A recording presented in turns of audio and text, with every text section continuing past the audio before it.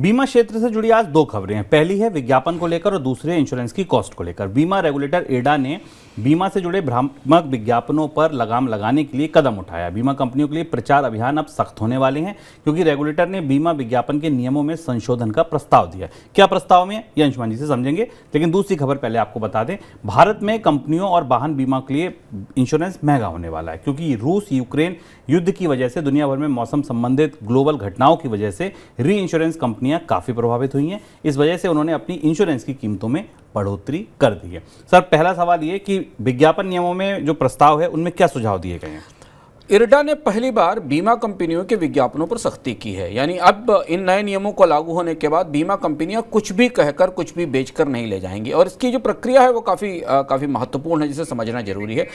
IRDA ने अपनी नई व्यवस्थाओं में प्रोडक्ट मैनेजमेंट कमेटी को बीमा कंपनियों के विज्ञापनों पर अंतिम मंजूरी की जिम्मेदारी दे दी है। इसका अर्थ समझना जरूरी है। प्रोडक्ट मैनेजमेंट कमेटी ही ये तय करेगी कि उस विज्ञापन में क्या वादा किया जा रहा है, क्या सूचना दी जा रही है और जो एक्चुरियल नियम है उनका पालन किया जा रहा है कि नहीं। हर बीमा कंपनी को अपने यहाँ एडवर्टाइजमेंट कमेटी बनानी पड़ेगी। एडवर्टाइजमेंट कमेटी एडवर्टाइजमेंट के मसौदे को और बाकी चीज़ों के प्रस्तावों को प्रोडक्ट मैनेजमेंट कमेटी के पास लेकर जाएगी और प्रोडक्ट मैनेजमेंट कमेटी जब उसे मंजूर करेगी तब वे विज्ञापन जारी होंगे। इसके अलावा विज्ञापनों की सूचना उस बीमा कंपनी की वेबसाइट पर भी देनी होगी। पूरी कोशिश ये है कि एडवर्टाइजर्स जो बीमा कंपनियों के लिए एडवर्टाइजमेंट करती हैं वो आमतौर पर एजेंसियाँ करती हैं या बीमा कंपनियों के प्रचार विभाग करते हैं और वे अपने विज्ञापनों में कुछ ऐसी बातें शामिल करते हैं जो प्रोडक्ट की वास्तविकता से मेल नहीं खाती हैं। इस सख्ती के बाद आपको आने वाले समय में भारत में बीमा कंपनियों की तरफ से आने वाले विज्ञापनों में काफ़ी बदलाव दिखाई देगा क्योंकि इरडा ये चाह रहा है, भारत का बीमा नियामक ये चाह रहा है कि प्रोडक्ट में जो कहा गया है, प्रोडक्ट में जो दिया जा रहा है उसी का प्रचार किया जाए। बीमा में किसी तरीके की स्यूडो या छद्म या जो सरोगेट एडवर्टाइजिंग होती है वो ना हो। इसलिए आने वाले समय में भारत में बीमा के विज्ञापन बदलेंगे।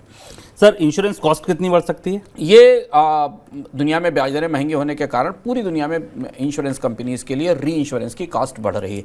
बीमा कंपनियां अपने कारोबार के लिए री इंश्योरेंस लेती हैं, रीफिनांस कराती हैं। ये माना जा रहा है कि पूरी दुनिया में मोटर इंश्योरेंस और जनरल इंश्योरेंस की कॉस्ट में कम से कम 30 से 40% की बढ़ोतरी आई हुई है री इंश्योरेंस की कॉस्ट में, क्योंकि कंपनियों के लिए कॉस्ट ज़्यादा हो रही है। और इस नतीजे के तौर पर भारत में इंश्योरेंस प्रीमियम 10% तक महंगे हो सकते हैं। खासतौर से मोटर इंश्योरेंस के प्रीमियम में 10% की बढ़ोतरी हो सकती है।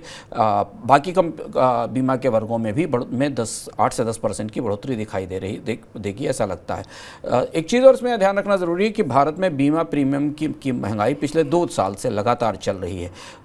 लगातार कीमतों में बढ़ोतरी हो रही है बीमा प्रीमियम में। इस बार फिर यह साल ऐसा जाने वाला है जब आपको मिलने वाला बीमा महंगा होगा।